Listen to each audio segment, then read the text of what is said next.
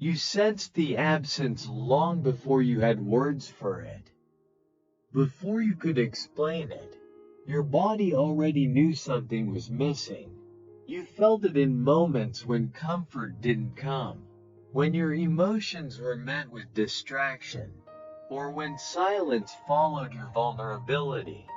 The nervous system registers emotional absence before the mind can name it. As a child, you didn't think, love is missing. You thought something about me must be wrong. Because no one talked about the absence, you learned to doubt your own perception. Emotional neglect works quietly this way. It doesn't scream. It erodes trust in your inner signals. Mental health struggles often begin here, when the body knows the truth but the environment denies it. Silence teaches you to override longing, to minimize need, to stay quiet inside. What hurts most is not just the lack of love, but the lack of language around it. When absence is never named, it becomes internalized as self-doubt rather than recognized as an unmet need. 2.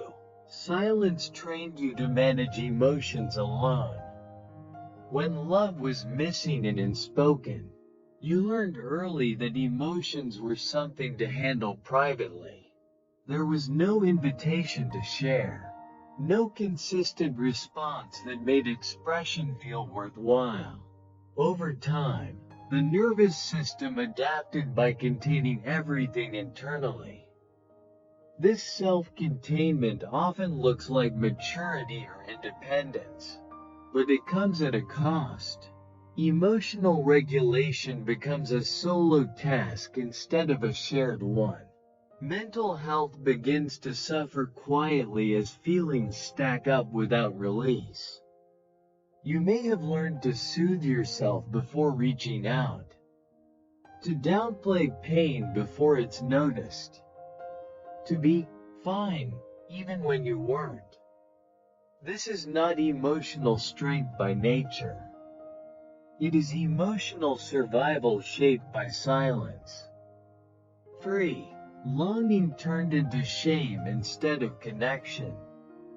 Children naturally long for closeness, reassurance, and warmth. When love was missing and no one talked about it, that longing had nowhere to go. Over time, the nervous system associated wanting with disappointment or invisibility. So longing didn't disappear, it turned inward. It became shame. It became guilt for wanting too much. Mental health patterns often reflect this internal conflict, craving intimacy while feeling undeserving of it. You learn to ask less, expect less, and need less, not because you didn't want love, but because wanting felt unsafe. Silence teaches the body that longing is a liability. 4. Relationships inherited the same unspoken rules.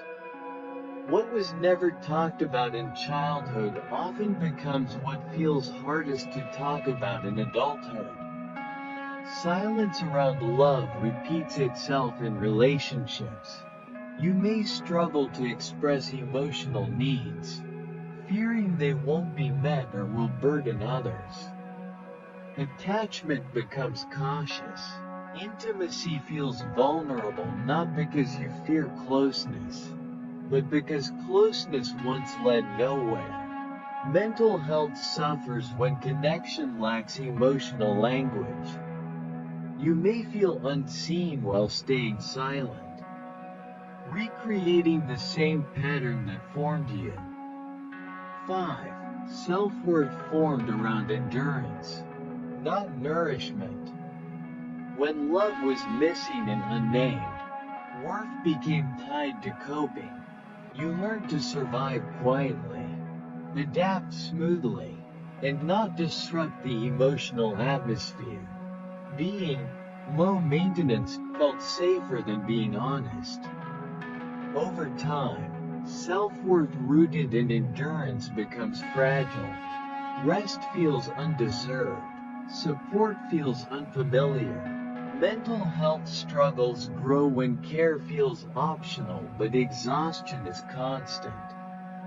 You weren't taught that love sustains. You were taught that survival is enough. And that belief deserves to be gently questioned. 6. Healing begins when absence is finally allowed to be real. Healing does not come from forcing yourself to feel grateful for what you had. It begins when you allow yourself to acknowledge what was missing without minimizing it.